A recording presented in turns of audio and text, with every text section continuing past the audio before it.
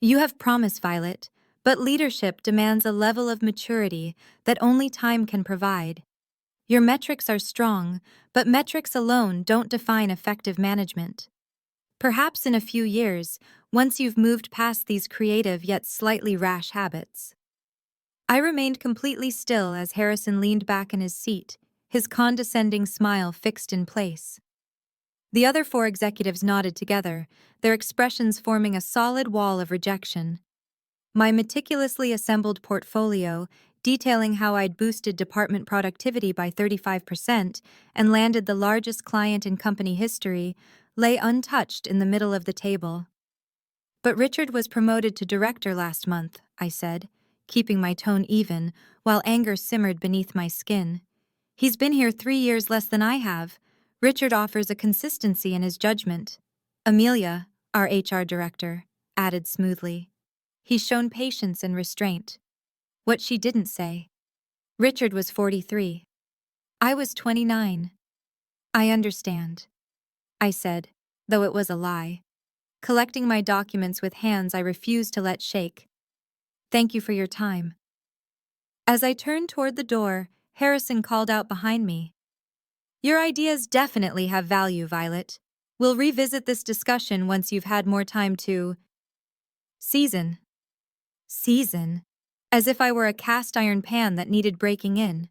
As if my 7 years at the company, longer than 2 newly promoted directors, counted for nothing because I lacked wrinkles or gray hair.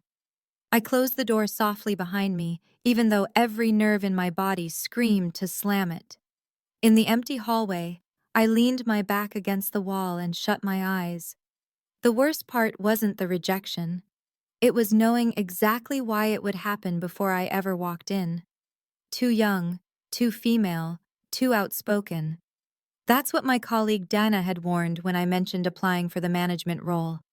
They'll never put you in charge, no matter how much money you make them. I'd wanted to prove her wrong. Instead, I'd handed 5 people over the age of 50 the quiet satisfaction of putting me where they thought I belonged. My phone vibrated with a calendar alert. Board meeting, quarterly review, 3 p.m. As department head, I was expected to present our performance. The same performance deemed unworthy of advancement. What I didn't yet know was that in exactly 3 hours, every person who had just dismissed me would see their carefully balanced world turned upside down, and I would be standing at the heart of it. If you've ever been underestimated, ignored, or told to wait your turn when you knew you deserved more, stay with me. This story might offer the spark, or the blueprint, you've been searching for. And if you've ever been judged by your age instead of your ability, subscribe to hear how this unfolds. My name is Violet Keys. At 29, I had already reshaped the marketing strategy of a mid-sized tech solutions firm that had been drifting before I arrived. I was hired as a fresh perspective, a phrase I later understood to mean young enough to pay less while squeezing maximum value from modern skills. I grew up the middle child between 2 brothers, learning early that being overlooked meant working twice as hard just to be seen. My parents, a high school math teacher and a nurse, taught me to believe that merit would always outweigh politics. It was a beautiful, naive belief. After graduating with honors and declining offers from several elite firms, I chose this company because the CEO, Martin, had promised growth based on results, not years served. We're not stuck in the dark ages here, he'd said in my interview. Performance speaks for itself. For 3 years, that belief had appeared to hold true.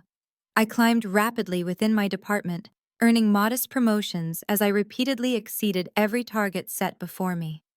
Then Martin retired, and Harrison stepped in alongside his executive committee of seasoned industry veterans. Almost overnight, the definition of success changed. Delivering results was no longer sufficient. You had to deliver them while adhering to an unspoken corporate code that prized tradition over innovation, caution over calculated risk, and above all, seniority over skill. I returned to my office after the rejection meeting, shut the door, and gave myself exactly 5 minutes to feel the full weight of the injustice. Then I wiped my eyes, reapplied my lipstick, and began preparing my board meeting presentation. My assistant, Demi, knocked and entered with a look of sympathy.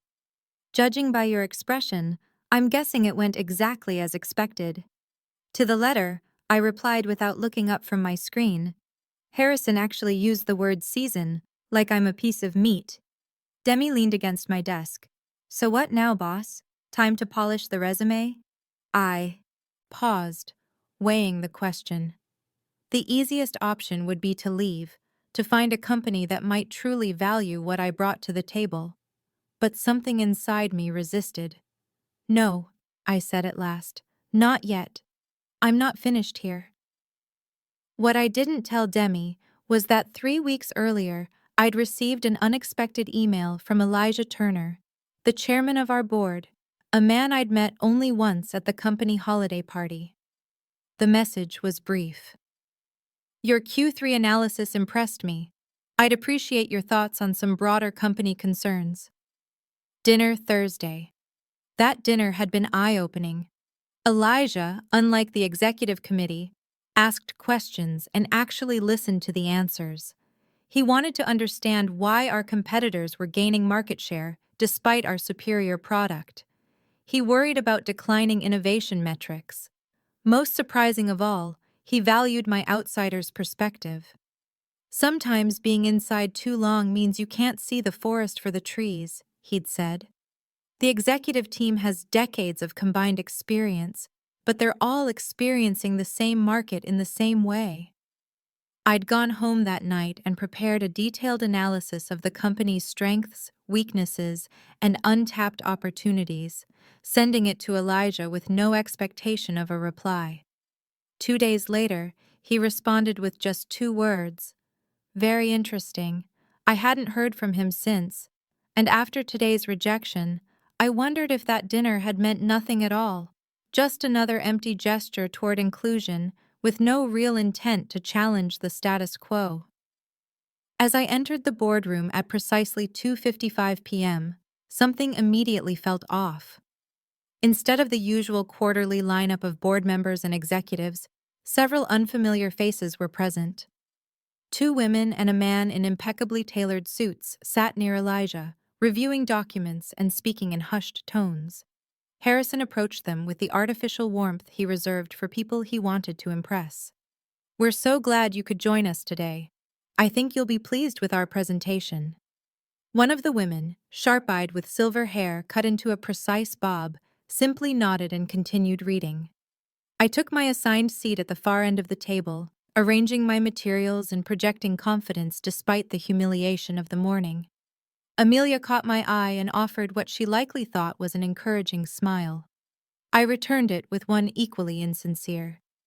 At exactly 3 o'clock, Elijah called the meeting to order. Before we begin our standard quarterly review, I'd like to introduce some special guests.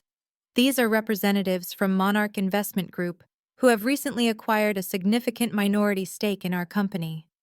The temperature in the room seemed to drop instantly. Harrison's smile stiffened. It was clear none of the executive committee had known about this. In light of their investment, we've been discussing the company's strategic direction, Elijah continued evenly. After careful consideration of our current market position and future challenges, the board has made some decisions I'd like to announce today.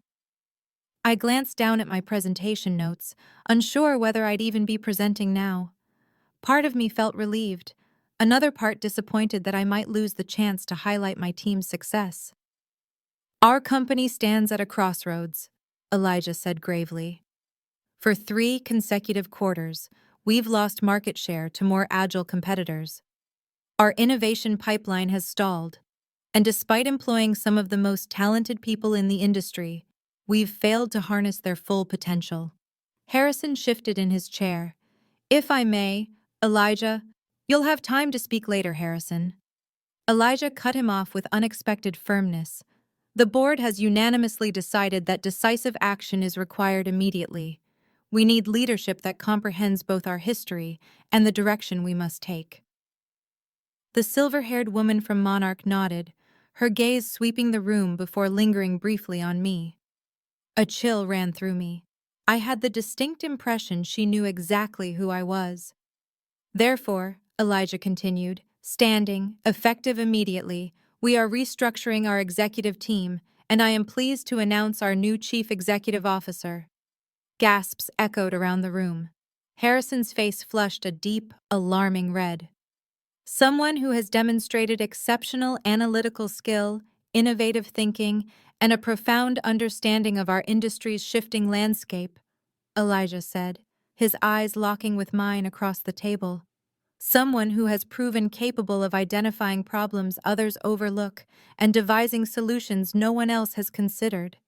My heart pounded so fiercely I was certain everyone could hear it. This couldn't be happening. Not after this morning, not after years of being ignored.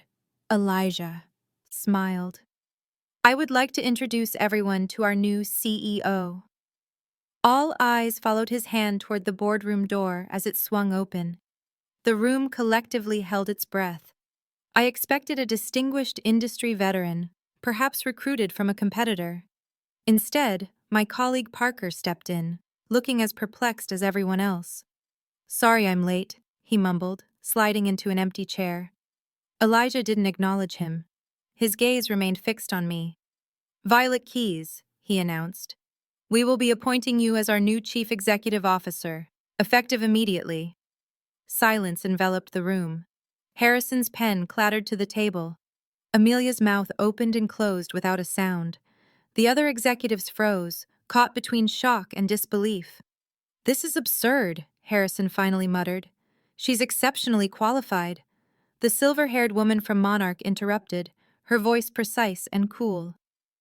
We have thoroughly reviewed Miss Key's contributions to this company.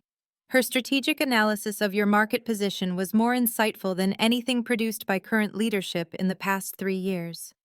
I remained perfectly still, certain someone would laugh at any moment and reveal this as an elaborate prank. But Elijah strode around the table toward me, extending his hand. Congratulations, Violet, he said. The board has full confidence in your vision for the company's future. With mechanical movements, I rose and shook his hand. My mind swirled with a mixture of vindication, terror, triumph, and uncertainty, colliding like a chaotic symphony. I appreciate the board's confidence, I heard myself say, my voice steadier than I felt. I look forward to collaborating with everyone to strengthen both our market position and company culture. Harrison's face shifted from red to purple. This is a mistake that will cost us everything. She doesn't have the experience, Harrison, Elijah interjected sharply. The decision is final. You may either support this transition or submit your resignation. Those are your options. The executive committee exchanged frantic glances. Just hours earlier, they had dismissed my readiness for a minor promotion. Now they faced reporting directly to me. Perhaps, I said, choosing each word carefully, we should continue with the quarterly review as planned. Transition details can be addressed afterward. Elijah nodded in approval. Excellent suggestion, Harrison. You were scheduled to begin. What followed was the most excruciating presentation I had ever witnessed. Harrison stumbled through slides that now seemed woefully inadequate under the scrutiny of the Monarch investors. When asked about declining margins in the enterprise division, he deflected to Amelia, who faltered while explaining market pressures beyond our control. When my turn arrived, I presented my department's results with the same thoroughness I had always demonstrated, neither gloating nor acknowledging the dramatic shift in power. The Monarch investors asked pointed questions, which I answered directly, even admitting where we had fallen short of my own expectations. Refreshing, murmured the silver-haired woman, who I now knew as Gwen Phillips, Monarch's managing partner. As the meeting concluded, Elijah announced that my office would be relocated to the executive floor immediately. Harrison, please ensure Violet has everything she needs for a smooth transition, he instructed. Harrison nodded stiffly, his knuckles white against the leather portfolio he gripped. As the room emptied, Gwen approached me. Bold moves make people uncomfortable, she said quietly. But companies that resist necessary change become case studies and business school failures. We're betting you're the right kind of bold. After everyone left, I remained alone in the boardroom, trying to process the seismic shift in my reality. That morning, I'd been deemed too inexperienced for middle management. Now I was CEO of a company with over 300 employees and millions in revenue. My phone buzzed with a text from Demi. "What is happening? HR just announced your CEO. Is this real?" Before I could reply, the door opened and Harrison entered. Gone was the patronizing smile, replaced by barely contained fury. "I hope you're satisfied," he said, closing the door behind him. "Whatever game you played to manipulate Elijah and the board." "I didn't play any game," I interrupted. "I simply shared my analysis when asked. The board made their decision. Do you honestly believe you're qualified to run this company?" His voice dripped with disdain. "You may have impressed them with flashy presentations, but you have no idea what real leadership entails." I met his gaze evenly. "Perhaps not, but I'm eager to learn." "Learn?" He laughed bitterly. "This isn't an internship, Violet. People's livelihoods depend on this. Company's success. When you inevitably fail, it won't just be your career that suffers." His words struck a nerve, voicing my own deepest fears. What if I wasn't ready? What if the board had made a terrible mistake? "The executive team won't support you," he continued. "They know this is a mistake. You'll be isolated, second-guessed at every turn, including by yourself," I asked. Harrison's expression hardened. "I've given 20 years to this company. I won't watch it be destroyed by a diversity hire designed to please investors." The insult landed like a slap. Before I could respond, he placed a USB drive on the table. "The transition files you'll need: passwords, accounts, active negotiations." He turned to leave, then paused at the door. "One quarter. That's how long you have before the board realizes their mistake. I'll be waiting." After he left, I sank into the chair, the initial shock giving way to the enormity of what lay ahead. Harrison was right about one thing. I would face resistance from every angle. The executive team would be hunting for any mistake, any sign of weakness. The board would be scrutinizing for immediate results. The employees would be confused and uncertain. And beneath it all, a question nagged. Why had Elijah and the board really chosen me? Was it truly merit? Or was I being set up as a scapegoat for deeper problems? My phone buzzed again with messages from bewildered colleagues, but I ignored them. Instead, I turned over the USB drive Harrison had left in my palm. My future, and the company's, might very well depend on what was contained within. The next morning, I arrived at 6 o'clock, 2 hours before the office typically stirred. A security guard I'd never seen before nodded respectfully as I approached the executive elevator I'd never been authorized to use. "Congratulations on the promotion, Miss Keyes," he said, swiping his card to grant me access. "Thank you." I paused, scanning for a name tag. "Ben," he supplied. "Been here 15 years. Good to see some new blood upstairs." The executive floor was eerily quiet, the plush carpet absorbing my footsteps as I navigated toward the corner office that had been Harrison's yesterday and was supposedly mine today. The door was unlocked, but the room was stripped bare. No personal items, photos, or books, just empty shelves and a mahogany desk with a single folder centered on its polished surface. Inside the folder was a handwritten note. "The king is dead. Long live the queen. Don't get comfortable. H." I crumpled the note and tossed it in the trash, then spent the next hour connecting my laptop and reviewing the files Harrison had provided.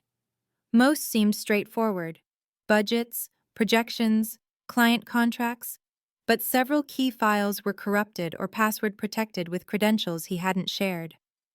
At 8:30, my new executive assistant knocked and entered. She was older than me by at least 20 years, her perfectly maintained appearance suggesting nothing ever escaped her notice. "Miss Keyes, I'm Nora. I've been executive assistant to the CEO for the past 17 years, she said. Through 3 different CEOs, from what I understand. I extended my hand. I'm looking forward to working with you, Nora. She shook my hand with professional courtesy, her expression remaining neutral. You have a full calendar today. The executive committee expects to meet with you at 9 o'clock. After that, you have calls with our top 3 clients, concerned about the leadership change. HR needs your signature on several documents, and Elijah Turner requested lunch. Thank you. Could you add one more meeting? I'd like to gather all department heads at 4. Nora made a note. Of course. Anything else? Yes. Could you find out who changed the locks on the file cabinets in this office overnight? Her expression didn't change. I believe Harrison had concerns about sensitive information. I can request new keys if you'd like. Please do. And Nora, I understand your loyalty to Harrison. He was your boss for a long time, but I need to know, will that loyalty interfere with our working relationship for the first time? A flicker of something, respect perhaps, crossed her face. I'm loyal to this company, Miss Keyes. My job is to support the CEO in doing what's best for the organization. That's you. As she turned to leave, I called after her. One more thing. Could you ask Demi from my old department to come up? I'll need her help today. At precisely 9 o'clock, I entered the executive conference room, where the same people who had denied my promotion just 24 hours earlier now sat in uncomfortable silence. Harrison was noticeably absent. Good morning, I said, taking the seat at the head of the table. I know this transition is unexpected for everyone. I want to be clear that I'm not here to clean house or overhaul everything overnight. What I am here to do is address the market share we've been losing and revitalize our approach to innovation. Amelia spoke first, her tone carefully neutral. We're all wondering about Harrison. Will he remain with the company in another role? That's entirely his decision, I replied. He's welcome to stay as Chief Operations Officer if he chooses. If not, we'll need to fill that position quickly. And the rest of us? Asked Gerald, our aging CFO. Should we be updating our resumes? I looked around at these people who had dismissed me, underestimated me, and likely still believed I was unqualified. My instinct was to reassure them, to earn their approval and cooperation. But something told me that approach would be seen as weakness. That depends, I said. I need people who can embrace change and contribute to our growth. If that's you, there's a place here. If not, I let the implication hang. The tension in the room was palpable. These people had never seen me as anything but a subordinate. Now I held their professional futures in my hands, and they realized it in real time. I'll be meeting with each of you individually over the next week, I continued. In the meantime, I need complete transparency. No hidden agendas, no withholding information, no sabotage. We succeed together, or fail separately. As I stood to leave, my phone buzzed with a text from an unknown number. Check your personal email immediately. You need to see what Harrison didn't want you to find. A friend. I excused myself, citing another meeting, and back in my office opened my personal email on my phone rather than the company network. The message had no subject line and came from an anonymous address. The body contained only a link to a secure file-sharing service and a password. My finger hovered over the link. This could be anything, a trap, malware, or legitimate information.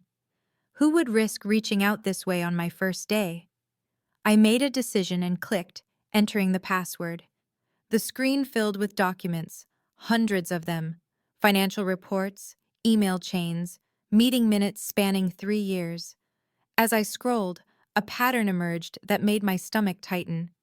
These weren't random files.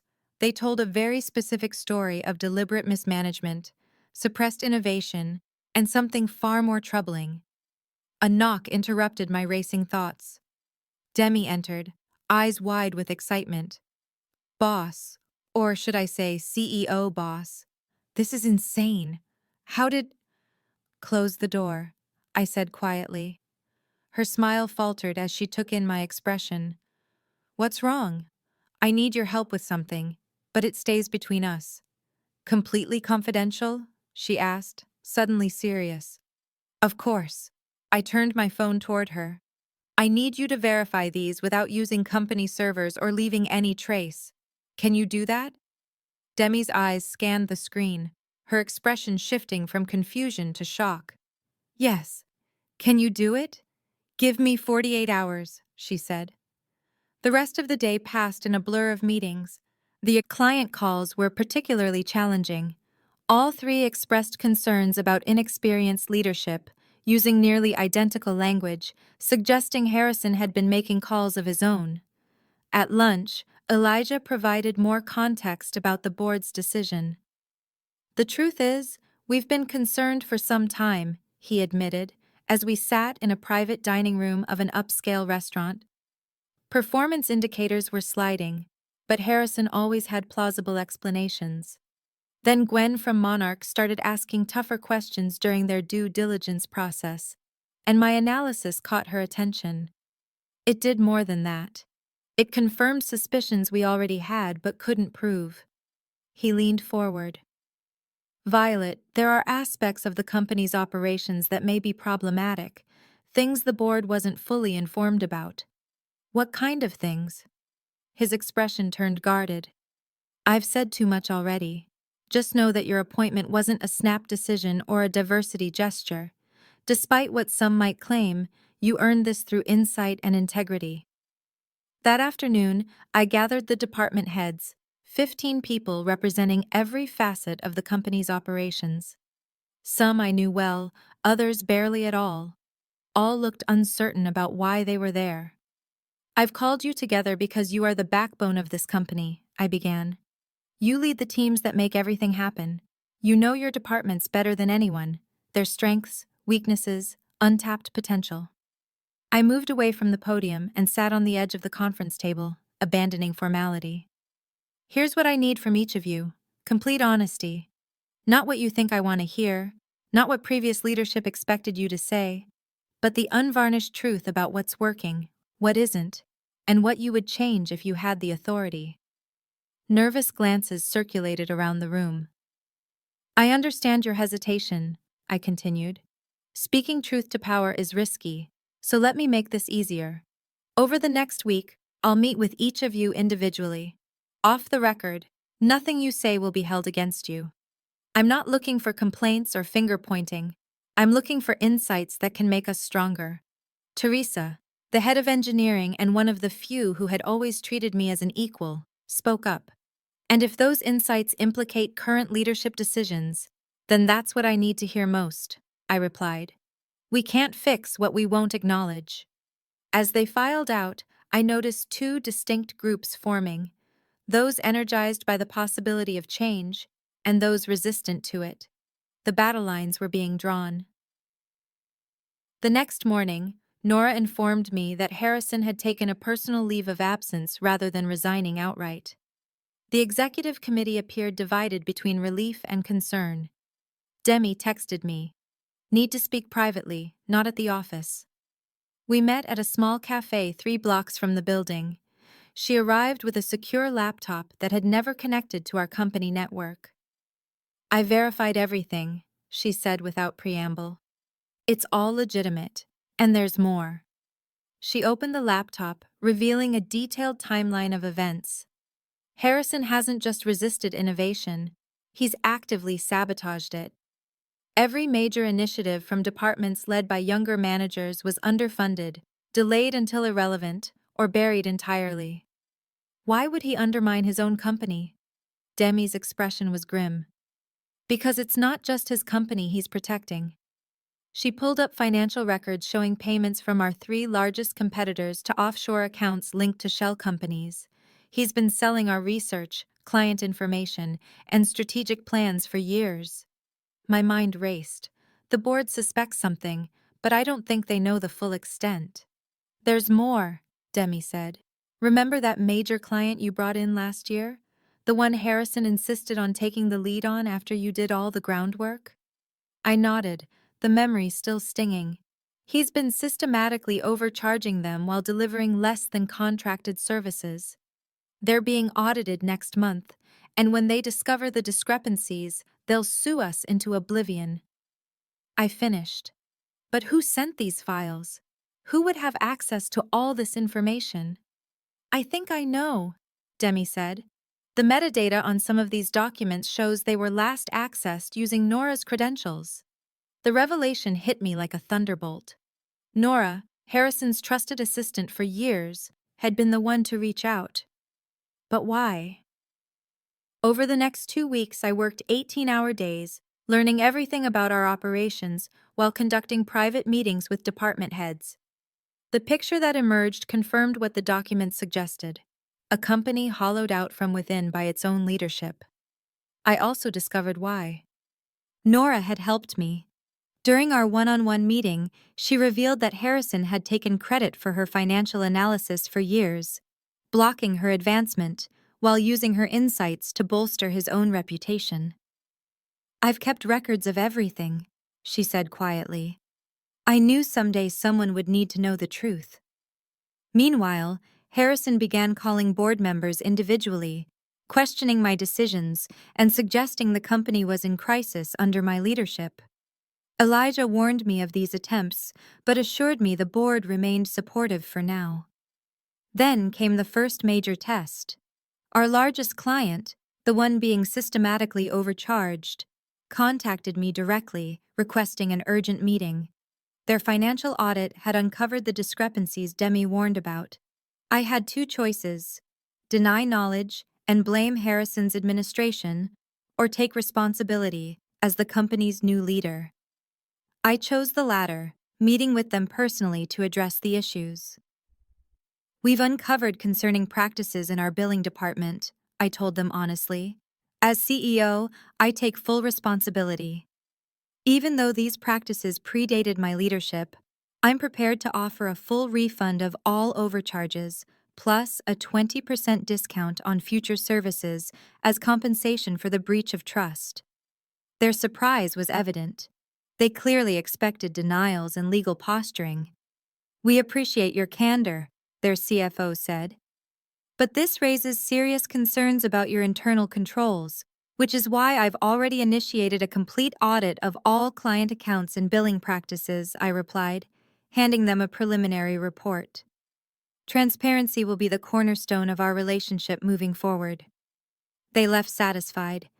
Yet the cost of making things right would hit our quarterly earnings hard. I knew Harrison would seize on this as ammunition with the board. Sure enough, 3 days later, I received notice of an emergency board meeting, called at Harrison's request, with an agenda addressing leadership concerns and financial irregularities. The night before, I barely slept. Everything I'd worked for could unravel if Harrison successfully convinced the board I was in over my head. The financial hit from correcting his misdeeds would appear to be my failure. His years of relationships with board members could outweigh my weeks of progress. As dawn broke, my phone buzzed with a message from Elijah. "Be prepared. Harrison has gathered significant support. This won't be easy." I arrived at the boardroom early, arranging my materials with shaking hands. Board members filed in, their expressions unreadable.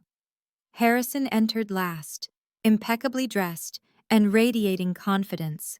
He nodded curtly in my direction before taking his seat. Elijah called the meeting to order.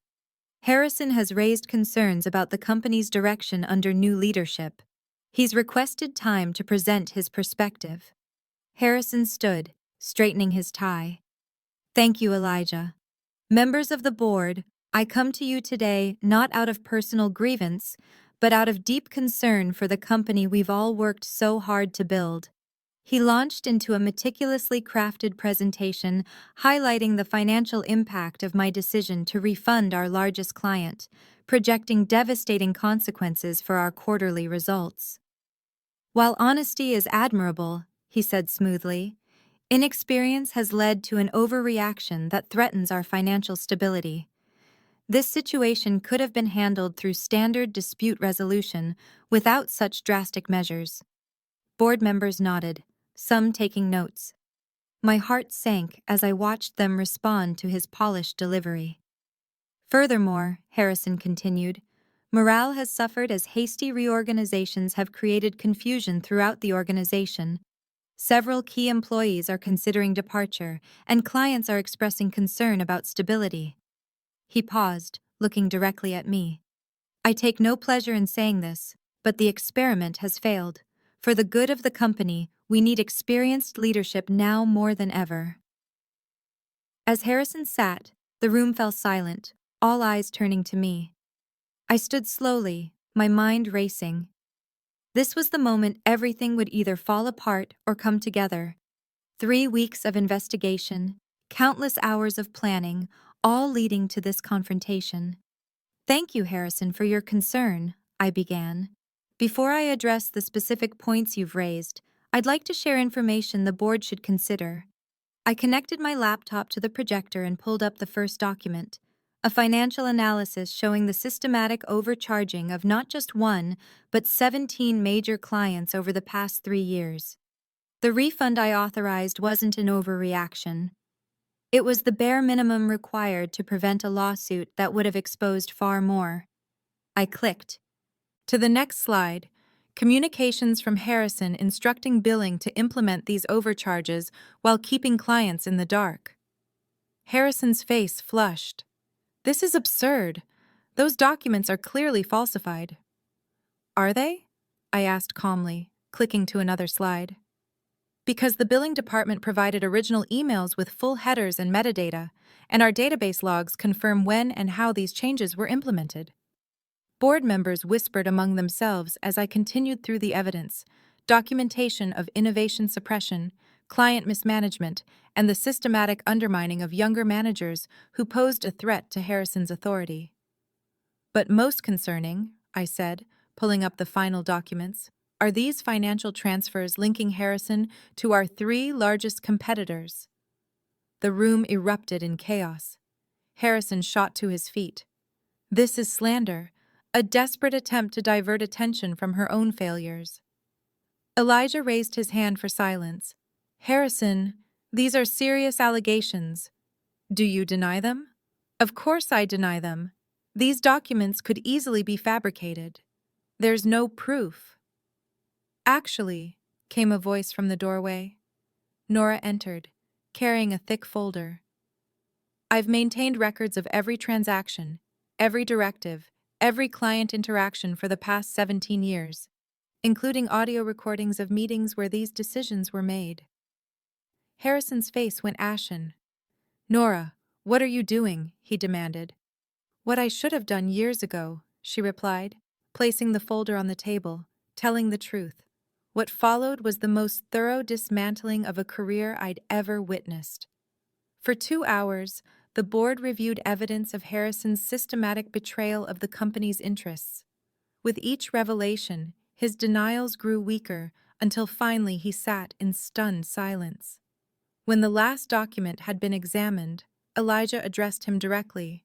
In light of this evidence, the board requests your immediate resignation.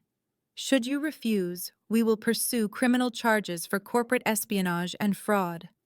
Harrison looked around the table, searching for any ally, any sympathetic face. Finding none, he stood stiffly.